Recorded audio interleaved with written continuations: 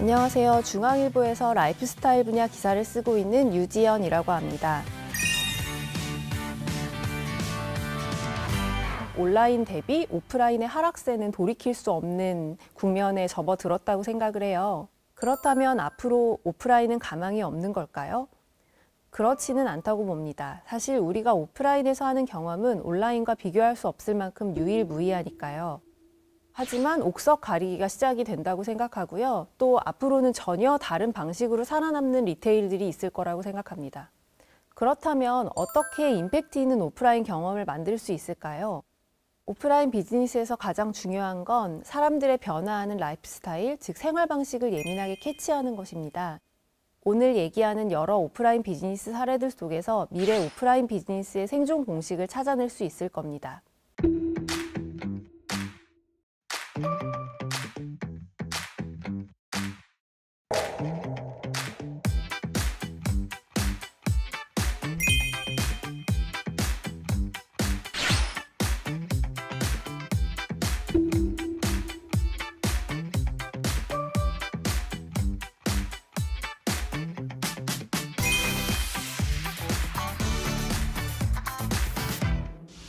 요즘 이마루쿠가 쿠이마롯이 됐다는 얘기 혹시 들어보셨나요? 쿠팡이 처음으로 이마트 매출을 추월했는데요. 유통업계에서 이는 매우 상징적인 사건으로 받아들여졌습니다.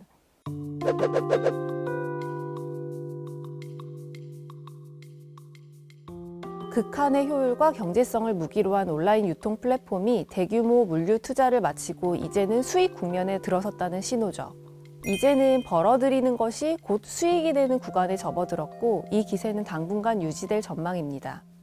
반면 오프라인 리테일은 기로에 서 있습니다.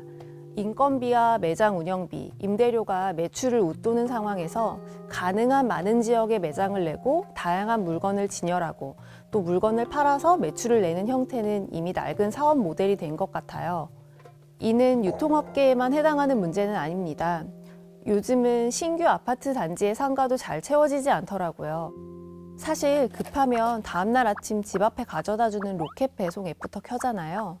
이제 동네 작은 음식점이나 꽃집, 문구점 같은 오프라인 비즈니스가 비슷하게 위기를 맞고 있는 거죠. 그런데 기회는 항상 위기 속에 있다는 사실 알고 계시죠? 먼저 엉뚱한 질문을 하나 해볼게요. 오프라인 매장에서 꼭 매출이 나와야만 할까요? 온라인으로 충분히 물건을 판매할 수 있는 브랜드라면 오프라인 공간은 매출이 아닌 다른 목적으로 활용해도 되는 거 아닐까요? 브랜드 인지도를 높이거나 소비자와의 접점을 만드는 목적으로 말이에요. 이런 맥락에서 등장한 리테일 업계의 새로운 영웅이 바로 팝업 스토어입니다. 팝업은 인터넷 웹사이트에서 특정 용도로 갑자기 생성되고 사라지는 팝업 창에서 착안한 명칭입니다. 작게 열어 신속하게 메시지를 던지고 사라지는 매장인 거죠. 이런 팝업은 현재 리테일 업계에서 가장 주목받는 전략입니다. 팝업의 시대라고 부를 정도죠. 팝업의 상시화는 요즘 리테일 업계의 가장 큰 흐름이 된 것 같아요. 국내에서 이런 팝업 전략을 가장 잘했던 브랜드 중 하나가 바로 침대 브랜드 시몬스입니다. 침대 브랜드지만 침대가 없는 팝업 스토어라는 파격적인 콘셉트를 선보였거든요.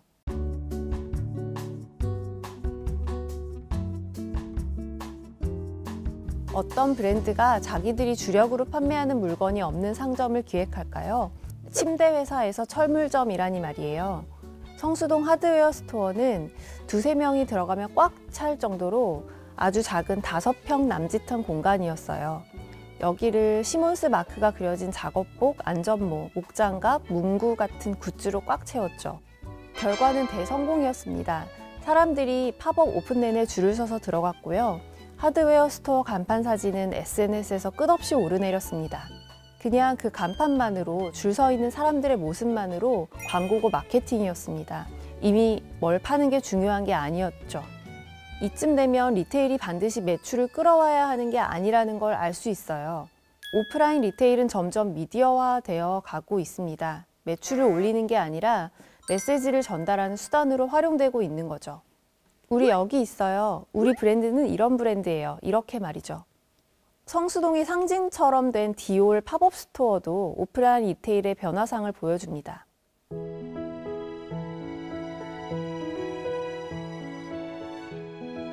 성수동 디올은 길거리에 세운 거대한 5개 광고 같은 느낌입니다. 주차장 부지에 건물을 세웠는데요. 이게 몇 년치 방송 광고 비용보다 적게 들었을 거라고 생각합니다. 하지만 그 효과는 어마어마했습니다. 매출을 올리는 매장이 아닌 브랜드 인지도를 높이며 소비자와의 접점을 넓히는 오프라인 공간도 충분히 미래 경쟁력이 있다는 사실을 기억했으면 합니다. 팝업 스토어가 성행하다 보니 이를 돕는 사업으로 성장하는 기업들도 많아요. 기업과 단기 임대 공간을 연결해주는 플랫폼으로서 팝업 스토어의 에어비앤비로 불리는 영국의 어피어 히어가 대표적인 사례죠. 어피어 히어는 애플, 구글, 나이키, 넷플릭스, 슈프림 등 글로벌 브랜드들이 팝업 스토어를 열 때 가장 먼저 연락하는 플랫폼이에요. CEO 로스 베일리는 팝업 스토어의 인기 현상에 대해 물리적인 상업 공간을 통해 브랜드의 존재감도 높일 수 있다면서 이런 환상적인 곳을 놓칠지도 모른다는 두려움이 소비자의 마음을 사로잡는 매력이라고 했습니다. 국내에도 임대형 팝업 플랫폼이 등장하고 있어요. 누구나 공간을 빌려 이곳에서 잠시 동안 메시지를 던질 수 있는 거죠.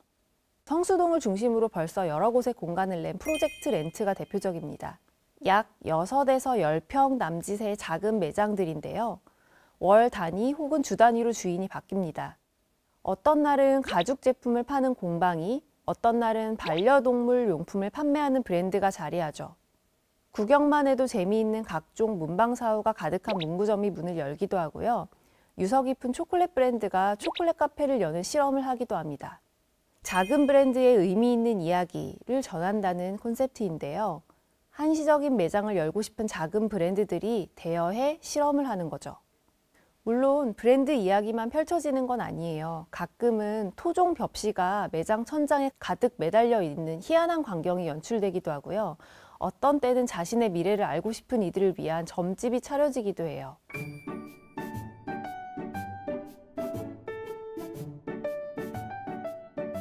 말 그대로 누구나 빌려서 하고 싶은 이야기를 펼칠 수 있는 공간인 거죠.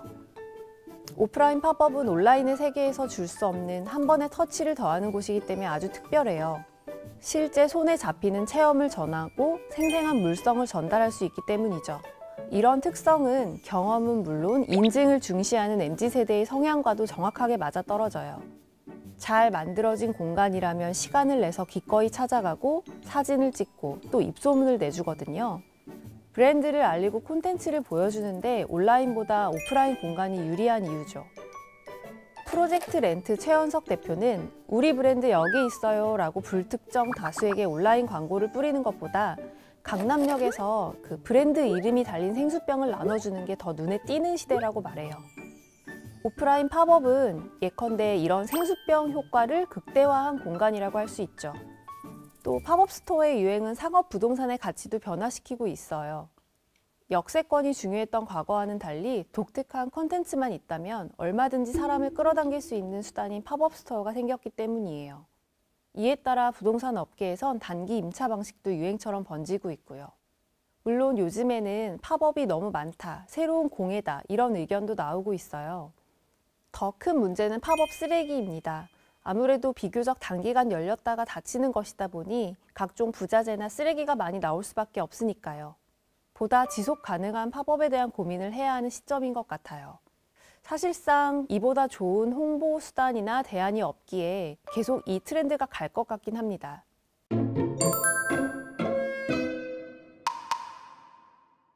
요즘에는 조용한 럭셔리처럼 조용한 팝업이 더 눈에 띄는 것 같아요.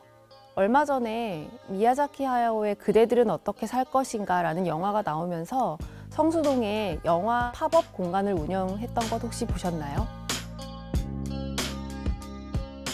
음감의 컨셉이라서 거창한 것 없이 테이블이랑 조명을 놓고 또 OST를 틀어주고 커피를 마실 수 있는 조용한 공간이었는데요.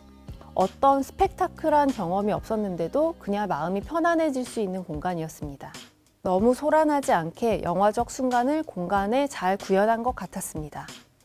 어찌 보면 작게 열어 신속하게 메시지를 던지고 사라지는 팝업 스토어는 시시각각 빠르게 메시지를 던지지 않으면 기억에서 쉽게 잊히는 디지털 세대의 오프라인이 맞이한 운명적 결과물인 것 같아요. 리테일이라는 업의 본질은 소매, 즉 파는 건데 이 본질을 뒤집은 거죠. 온라인에서 물건은 충분히 팔고 오프라인에서 알린다는 거죠. 결국 요즘 오프라인 매장의 경쟁력은 강렬한 콘텐츠로 요약이 되는 것 같아요. 어떻게든 찾아가게 만들고 체류 시간을 늘리는 전략입니다. 과거에는 매력적인 물건만으로도 백화점에 갔지만 온라인에서 지구 반대편 물건도 공수할 수 있는 지금은 좋은 물건보다 매력적인 경험이 필요하기 때문이죠. 직접 경험하고 체험할 수 있는 오프라인 공간은 점점 더 귀해질 거라고 생각합니다. 온라인 세계가 발전할수록 실제 귀하고 값진 경험은 오프라인에서 일어날 거고요. 실제 사람을 만나고 뭔가를 만지고 경험하고 정서를 충족하는 것들이요. 한마디로 더 사치스러운 행위죠. 여행처럼요. 따라서 물건이 아닌 경험 콘텐츠를 팔아야 합니다. 대기업 브랜드 매장으로만 가득 찬 거리는 어느 순간 재미없게 느껴지기 마련이고요. 사람들이 보고 싶어하는 볼거리가 있어야 거리의 생명력이 살아날 수 있습니다.